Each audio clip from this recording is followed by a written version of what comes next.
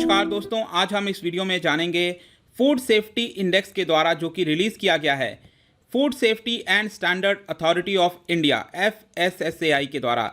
तो यहाँ पर जो राज्य हैं उनको अलग अलग रैंकिंग दी जाती है कि कौन सा राज्य यहाँ पर ज़्यादा बेटर परफॉर्मेंस कर रहा है फूड सेफ्टी के मामले में।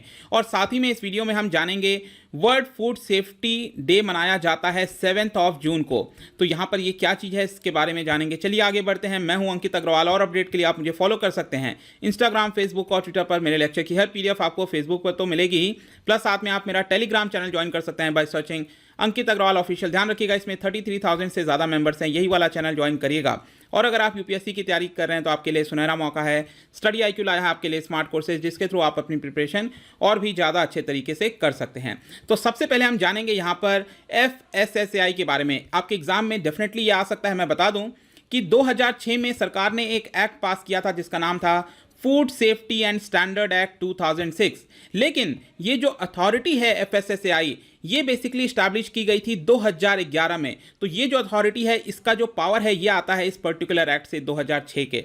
इसका हेडक्वार्टर आपको मिलेगा न्यू दिल्ली में, लेकिन इसके अलावा भी आपको 5 रीजनल हेडक्वार्टर्स मिलेंगे, जैसे कि गुवाहाटी है, मुंबई है, कोलकाता, कोची और चेन्नई।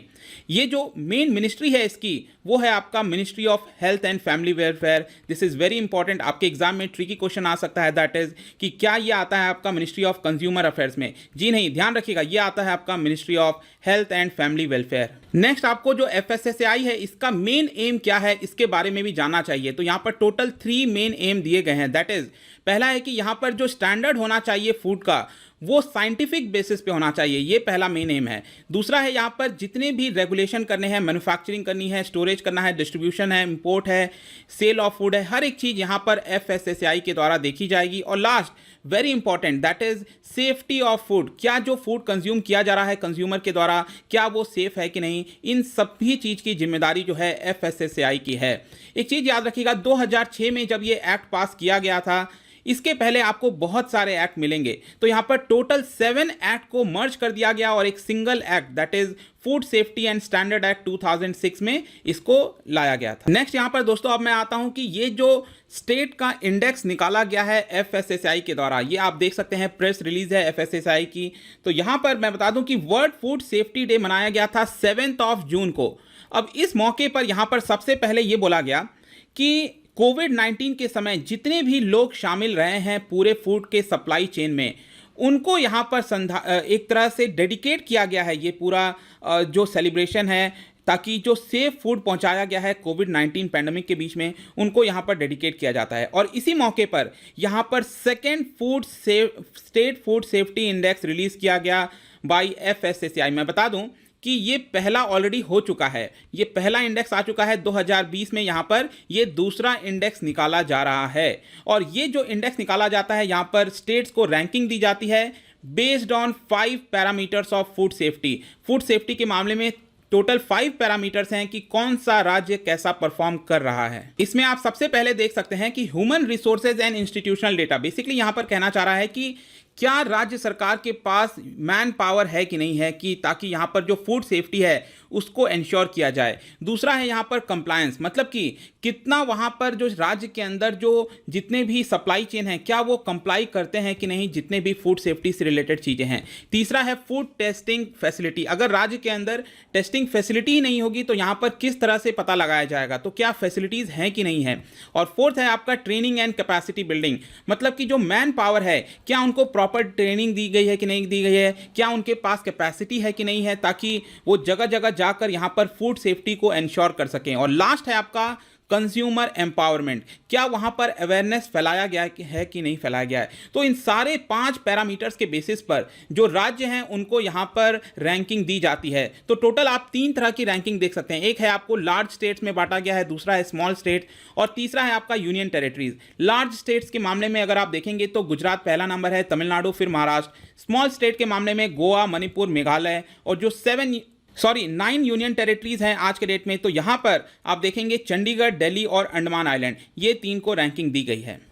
मैं दोस्तों आपको यहां पर डायरेक्टली ले आया हूं जहां पर सरकार ने ये जो पूरा इंडेक्स है उसको रिलीज किया है। तो आप जैसा कि देख सकते हो टोटल जो 5 पैरामीटर्स की मैंने बात की, ह्यूमन रिसोर्स हो गया, कंप्लायंस हो गया, फूड टेस्टिंग हो गया, ट्रेनिंग कैपेसिटी और कंज्यूमर एम्पावरमेंट, और टोटल यहाँ पर अलग अलग वेटेज दिए गए हैं हर एक यहाँ पर पैरामीटर्स को, और टोटल 100 मार्क्स में से यहाँ पर दिया जाता है टोटल स्कोर। तो आप देख सकते हैं कि जो दिल्ली है बेसिकली, जो गोवा और गुजरात है, इसमें जो पहले नंबर पर हैं, तो टोटल गोवा को 83 मार्क्स मिले हैं 100 में से, और दिल्ली को मिला है 78, और बाकी भी आप यहाँ पर देख सकते हैं। उसके बाद तमिलनाडु है, चंडीगढ़ है, महाराष्ट्र है, और बाकी फिर नीचे के राज्य आते हैं।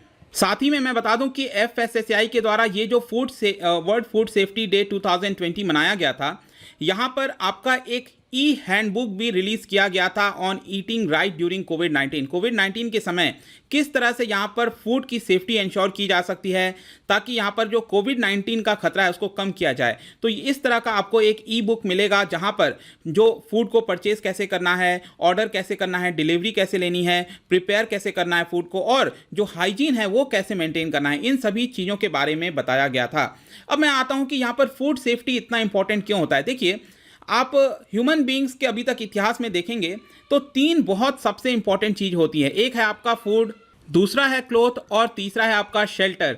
तो ये मेन 3 चीज़ें हैं, और अगर आप इसमें फूड को देखेंगे तो ये एक तरह का कैटलिस्ट का काम करता है हमारे सोशल ट्रांसफॉर्मेशन में। लेकिन आज के डेट में अगर आप देखिए तो जो फूड सेफ्टी है ये एक बहुत बड़ा कंसर्न बनता जा रहा है, काफ़ी इंपॉर्टेंट इशू हो गया है।